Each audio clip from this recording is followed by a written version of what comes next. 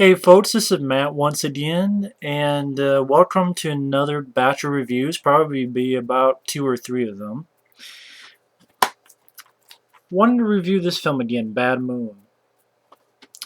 I'll say one thing: Bad Moon is a fuckload better than Wolfen. I'm not a fan of Wolfen. That's a movie I gotta talk about sometime. But Wolfen to me was just maybe I gotta watch it again. But the lead guy made me fall asleep, and it's too slow paced. And I think the best thing about Wolfen is when they name drop it in the Dream Team with Michael Keaton. But Bad Moon I like much more because it's a unique werewolf story. Directed by Eric Red. Written and directed by Eric Red. This is the same guy who wrote Near Dark and the original The Hitcher. He directed this film and Body Parts. And in fact, later on today, I'm going to talk about Body Part. Well, you'll see a review of Body Parts, which is a very underrated movie. But Bad Moon, basically, it's Michael Pare from Streets of Fire and many other films. He's with his girlfriend. They're in Nepal, and they get attacked by a werewolf. She gets killed. He gets bit, and you have some great bits of gore. He takes a shot and blows the fucking werewolf's head off. I'm like, oh hey, this is a nice way to start a movie. He comes back home, goes to his sister, played by Mariel Hemingway, who has a son, played by Mason Gamble. Mason Gamble is actually the kid who played Dennis the Menace, that movie with Walter Matthau. And everything's going okay except their dog, played by Thor, named Thor. It's a German Shepherd. Doesn't take a liking to Michael Pra's character. This is actually based on a novel called Thor by Wayne Smith, which tells the whole story from the dog's point of view. And that's the unique thing about this werewolf story, is that pretty much your main hero is the dog, the German Shepherd, named Thor. And that's what I liked about it. The film, first off, it's very fast paced, I think, because it's 79 minutes long. That's with credits. Yeah, actually, I would say an hour. Yeah, an hour and 18 minutes. I say about an hour and 18 minutes. That's with credits.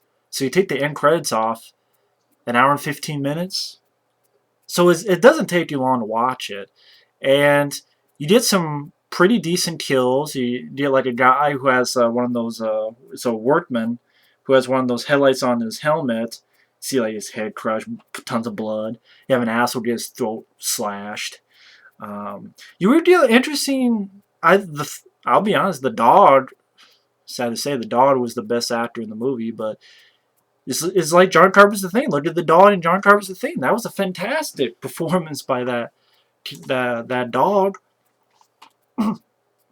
That'll probably be the last film I talk about in October. Is John Carpenter's The Thing, because it's my favorite horror film of all time.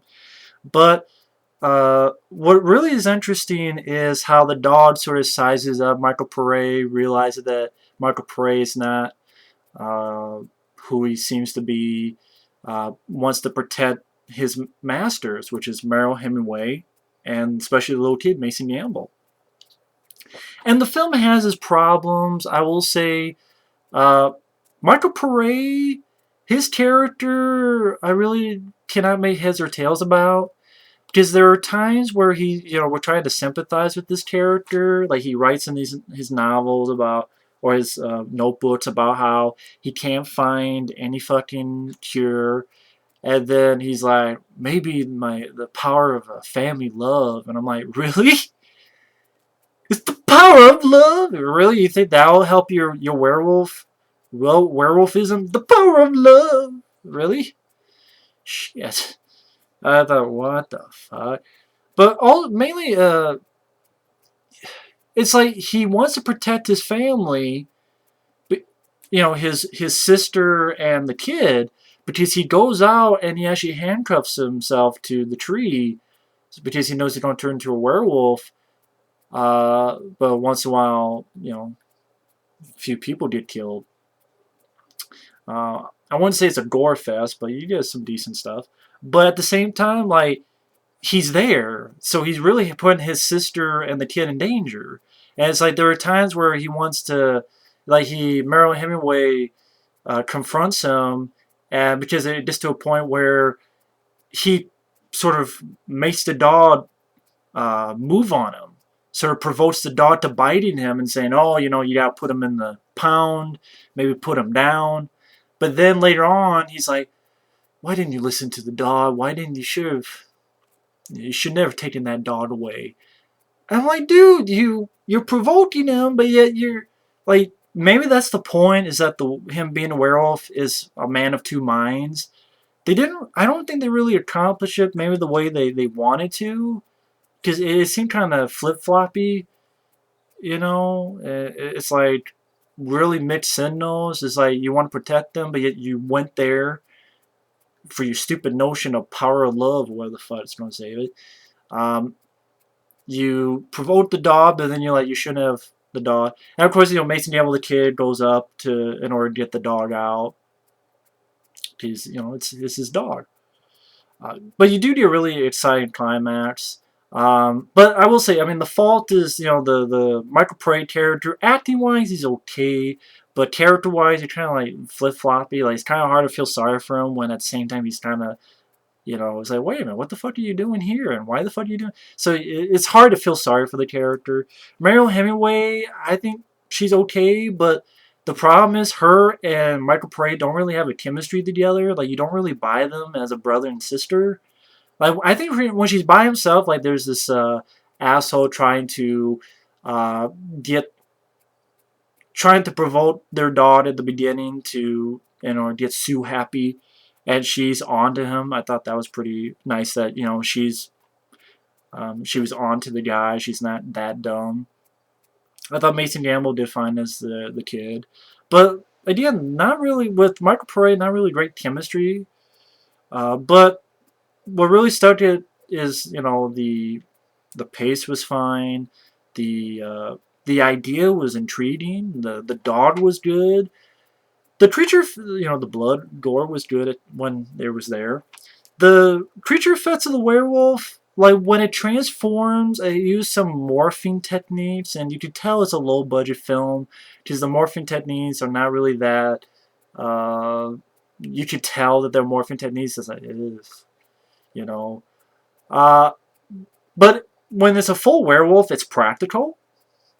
Although you could tell you could definitely tell it's mechanical because it moves at times like too stiffly, like its jaws like. So it moves a little too stiffly, like you could tell it's animatronic, like you could tell,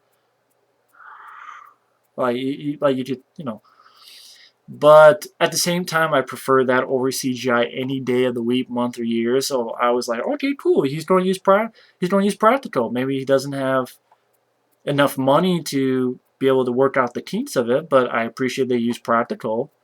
I do think it's a badass ending where the werewolf tries to kill the girl and the kid, and the dog's like kicking ass. The dog's jumping. Like, the dog has a pair of balls. No, you don't see it, but he's got some cojones.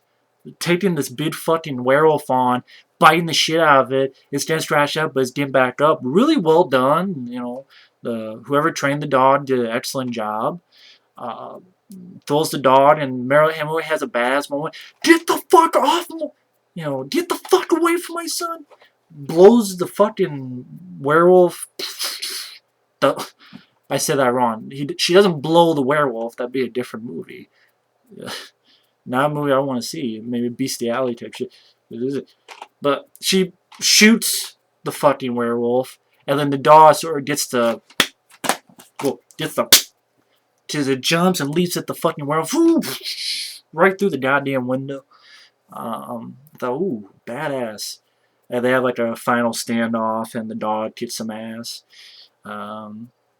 So other than Michael Pare's character, you're not really. He's kind of flip-floppy character. Kind of hard to care about him. And Mariel Hemingway and Michael Pare don't have the best chemistry with each other. But you want a werewolf film that's different. I like the fact that the dog is sort of the protagonist of the film. I really enjoyed that idea. Sort of stares it down, and sort of like goad each other. So like the dog like actually pisses on the trailer, like marking his territory, trying to say, hey, what's up? You know, this is my fucking place. You know, get some. You know, I thought that was pretty intriguing idea. Whoever trained the dog, they did a fantastic job, and the dog, great actor, I will say. The other actors, I mean, they did okay. I mean, they did okay. The effects, it's low budget, so you know, the morphine effects are in there. And the werewolf moves a little bit stiffly, but I'll take the practical werewolf effects over CGI any day. And, you know, going back and watching, it's like, oh, I remember that. They don't do that anymore. Or they do that very rarely now. That's sad. But you want a film that's like, without the end credits, an hour and 15 minutes. It doesn't take you long. Boom, you see it. If you don't like it, but that's, you know, fine. But I thought it was pretty.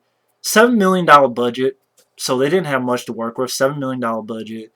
It made $1 million, so it bombed badly, and reviews were not kind on it as well. I guess the film was issued an NC-17, but they had to cut stuff down. A few sections of graphic sex and violence were cut from the pre-title sequence.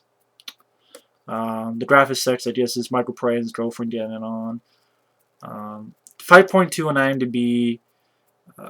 I thought it was an interesting idea, and I don't think it was that bad of a movie. I thought the dog was kick-ass. The dog kicked some ass. Is at the very least a decent time waster. I mean, if you're a fan of werewolf films and you've never seen Bad Moon, you should give it a watch. I think you should give it a watch. You might be surprised. And I like Eric Red's writing. I mean, he based it on the novel, but I like his writing, directing, and that's why I think I would say Bad Moon is probably my top 5 werewolf films. Favorite werewolf film is Dog Soldiers, but this would be definitely my top 5. Bad Moon. I think it's a good one. You know, Stephen King's Silver Bullet will be up there as well. But either way, thanks for watching. Take care, and we will see you later for another review. Bye-bye.